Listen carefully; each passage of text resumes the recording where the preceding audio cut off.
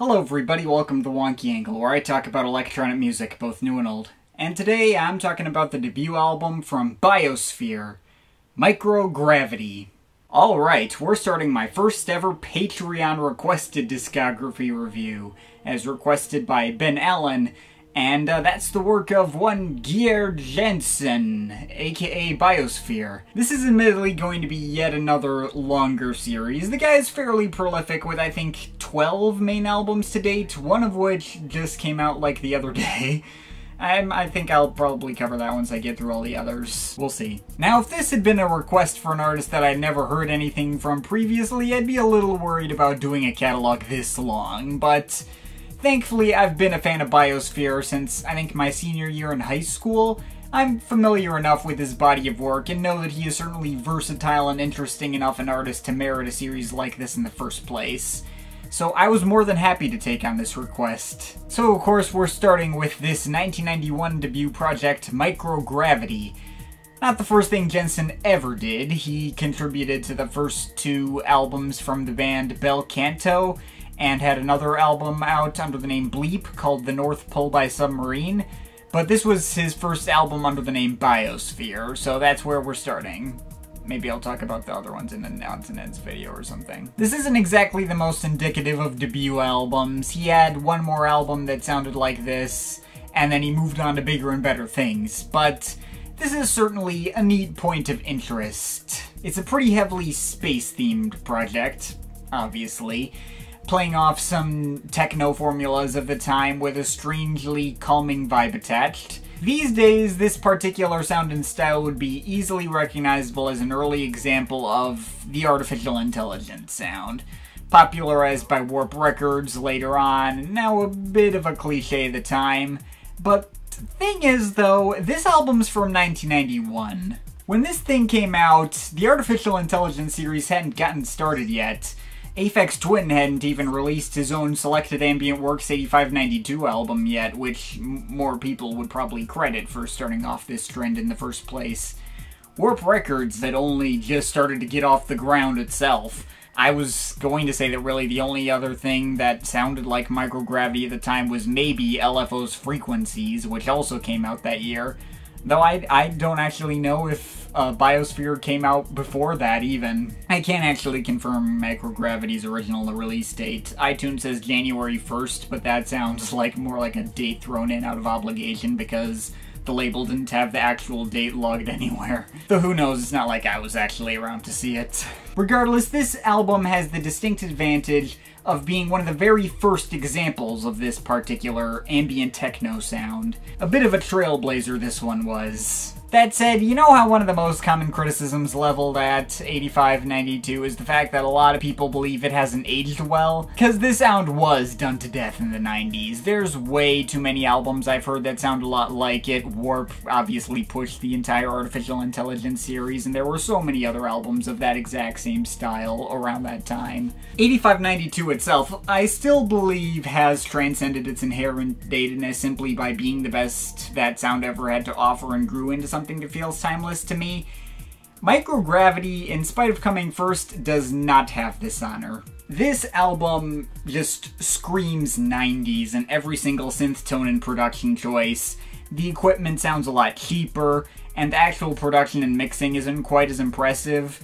As a result, I don't think it's aged even close to as well as 8592 and some of those other classic artificial intelligence projects. But being so much more dated sounding doesn't necessarily mean Microgravity is that much worse off. The particular 90s-ness of the synth tones on display certainly have their own nostalgia-inducing charm, and I still very much enjoy it on that level. And I still think that outer space theme on this thing holds up pretty well. This is an album that feels like it's taking me out into low Earth orbit, and the overwhelming 90s-ness kind of gives the effect of feeling like it's soundtracking some old NASA documentary that you'd watch on VHS and features like a whole bunch of really crappy CGI effects. I don't really consider Microgravity a masterpiece, personally. Like, I listened to this album like 8 times in preparation for this video, and that was way more than was probably necessary. I did discover that this album is not infinitely replayable, and I got sick of listening to it after a while. but I do still like it. It holds up for what it is. I guess let's talk about individual tracks, so there's not a ton to say. The title track sets the tone of this thing pretty well, lets you know exactly what you're getting into, with simplistic pads and subtle bass lines and the repeating lo-fi voice sample saying, you know the moon, you know the stars, you know the Milky Way. And Baby Satellite, in some ways, kind of serves as the theme song to this album. Bit more percussive and energetic than the opener. Possibly the catchiest track in the bunch too, with its vaguely tonal but slightly dissonant pads and bass lines and beeping synths. With little whispering voice samples saying the title, Baby Satellite, Baby. That said, Baby Satellite was also the track on here that most suffered from my overplay of this album in the past 2 weeks or so.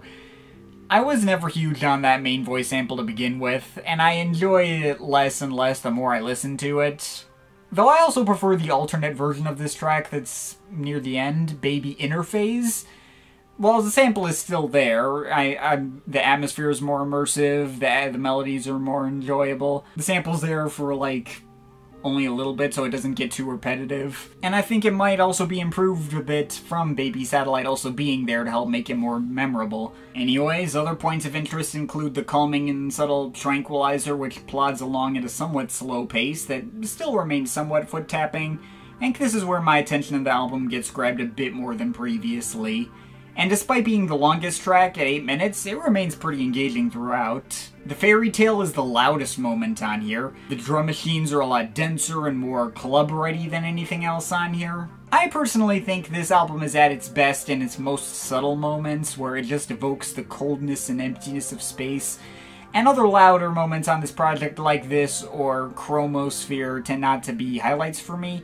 Though, on this particular track, The Fairy Tale, I love the bass line, so it makes up for it in that department. I tend to be more drawn to tracks like Cloudwalker II, with all its subtle if repetitive synth progressions, or Cygnus-A, which features all these whistling synth pads that are more expansive sounding than any other texture on display here, and some somewhat yelpy Indian or Middle Eastern vocal samples in the background.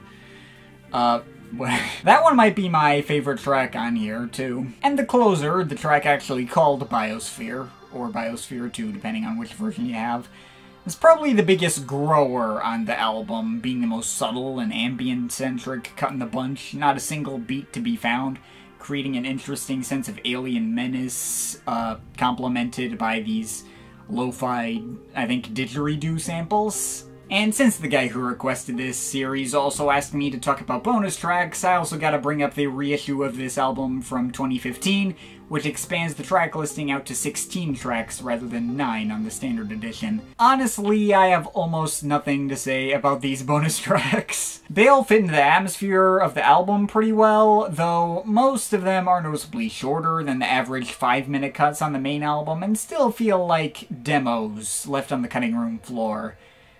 Like, for instance, you got tracks like Search, which it feels finished, but it feels like a B-side to The Fairy Tale that isn't as good. And you got also tracks that, like Dewy Fields, that feels more like a demo. I think it even features licks or textures that were repurposed into other tracks on the main album. I'm not sure which ones specifically, though. I don't think there's anything outright essential on the expanded version, though there's nothing bad on there either. It doesn't kill the mood or, like, just stretch it out and make it overstuffed. Again, it adds to that spacey atmosphere. And I will say there is one bonus track I actually liked quite a bit. My favorite of the bonus tracks was definitely Avenue 2.3. I like the percussion on that one, it's more interesting. It sounds like it's got a bunch of pitched down bongos. And has much more of a progression and evolution than other bonus tracks as well. So yeah, check the bonus tracks out if you want, and if you really loved this album, then yes, that reissue is certainly worth seeking out, but I would say just start with the main album if you haven't heard it. So yeah, overall on Microgravity, it's not the guy's best work in my eyes, though it was certainly ahead of the curve at the time. I enjoy it as a bit of a historical artifact. I think it has some charm in its datedness, and that spacey atmosphere holds up pretty well. I might have some more negative feelings towards it than I'd otherwise want to, since again I did listen to it a bit too much before making this video and got sick of it. But yeah, if you want to hear like a prototype of what would become the artificial intelligence sound, this still holds up as pretty nice to this day. And also don't mind it's being pretty cheap sounding and even more dated than 8592. I think it's worth a shot. And still, that is being pretty harsh because there is definitely an experience to be gleaned out of this album that you can't get out of other projects later on in this era. It's so much colder and more foreboding than 8592 or any of those later projects in this style. And it is notable that the imagery I associate with this album is as specific as it is. Again, reminding me of like old VHS documentaries that think they're about our bright 2015 future where we colonize the moon or something. It's charming in its own way. It's a solid project in my eyes, though I think Biosphere would go on to deliver better stuff later. But yeah, on Microgravity, I'm overall feeling a 7.5 out of 10. But of course, it's just my opinion. You can feel free to disagree with it, but I'd like to hear your thoughts, so leave the comments in the comment thing down there. Shout out to my Patreon supporters, they're awesome people. You want to add yourself to that list or make me a review, something linked to my Patreon is in the description. But yeah, that's pretty much it. That's all for today. See you next time.